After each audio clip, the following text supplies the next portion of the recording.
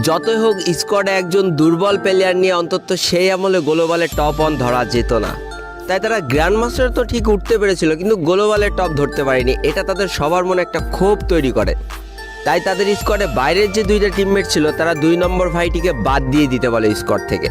1 নম্বর ভাইটা কেন জানি না ওই দিন 2 নম্বর ভাইটার পক্ষ নিয়ে বলেছিল, না আমি যদি গ্লোবালে উঠি তাহলে এই 2 নম্বর ভাইটাকে নিয়েই উঠবো, তাছাড়া আমি গ্লোবালে যেতে চাই না। আর এটার জন্য তখন তাদের স্কোয়াডটাও ভেঙে যায়। তবে একটা জিনিস কিন্তু মজবুত হয়েছিল, সেটা হচ্ছে এই দুইজনের বন্ধুত্ব।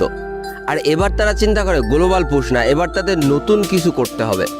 আর সেদিন থেকেই তারা দুইজন মিলে প্র্যাকটিস করা শুরু করে যে কিভাবে তাদের গেম প্লেটা ইমপ্রুভ করা যায়।